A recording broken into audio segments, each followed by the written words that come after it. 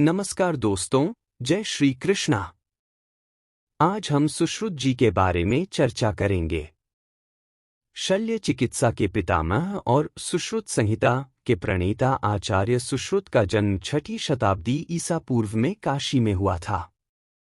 इन्होंने धन्वंतरी से शिक्षा प्राप्त की। सुश्रुत संहिता को भारतीय चिकित्सा पद्धति में विशेष स्थान प्राप्त है। सुश्रुत संहिता में सुश्रुत को विश्वामित्र का पुत्र कहा है। विश्वामित्र से कौन से विश्वामित्र अभिप्रेत हैं, यह स्पष्ट नहीं। सुश्रुत ने काशीपति दिवोदास से शल्यतंत्र का उपदेश प्राप्त किया था। काशीपति दिवोदास का समय ईसा पूर्व की 2री या 3री शती संभावित है। सुश्रुत के सहपाठी औबधेनव, वैतरणी आदि अनेक छात्र थे। सुश्रुत का नाम नावनीतक में भी आता है।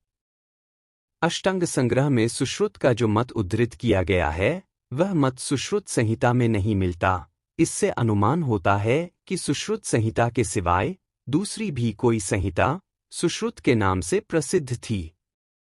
सुश्रुत के नाम पर आयुर्वेद भी प्रसिद्ध है।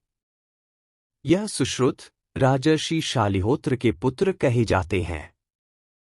सुश्रुत के उत्तरतंत्र को दूसरे का बनाया मानकर कुछ लोग प्रथम भाग को सुश्रुत के नाम से कहते हैं, जो विचारणीय है।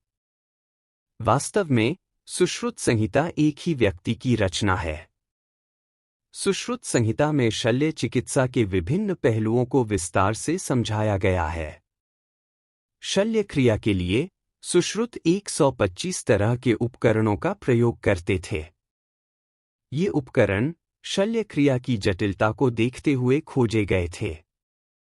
इन उपकरणों में विशेष प्रकार के चाकू, सुइयां, चिमटियां आदि हैं। सुश्रुत ने 300 प्रकार की ऑपरेशन प्रक्रियाओं की खोज की। सुश्रुत ने कॉस्मेटिक सर्जरी में विशेष निपुणता हासिल कर ली थी। सुश्रुत नेत्र शल्य चिकित्सा भी करते थे। सुश्रुत संहिता में मोतियाबिंद के ऑपरेशन करने की विधि को विस्तार से बताया गया है। उन्हें शल्य क्रिया द्वारा प्रसव कराने का भी ज्ञान था।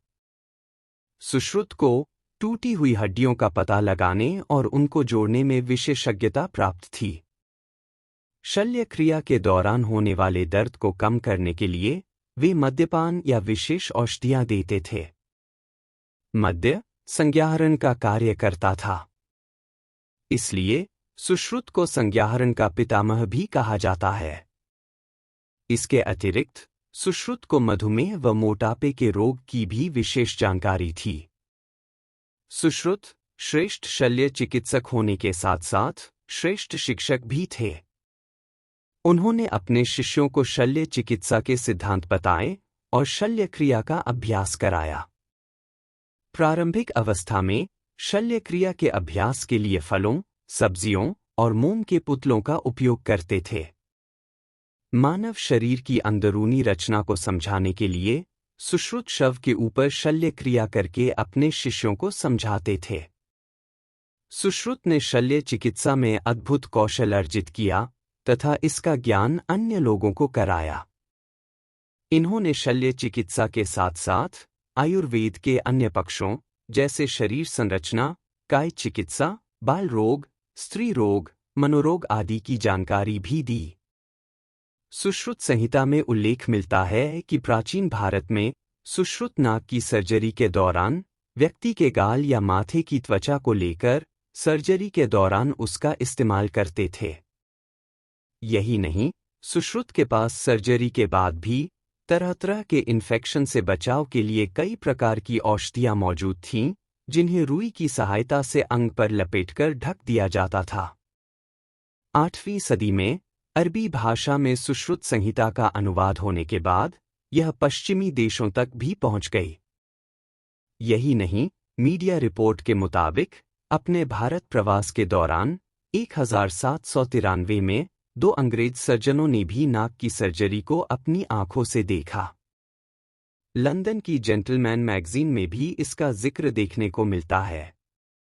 जानकारी के मुताबिक एक ब्रिटिश सर्जन जोसेफ कॉन्स्टेंटिन ने इस प्रक्रिया को जानने समझने के बाद करीब 20 सालों तक लाशों के साथ इसका अभ्यास किया और इसके बाद 1814 में उनके द्वारा किया गया ऑपरेशन भी सफल रहा।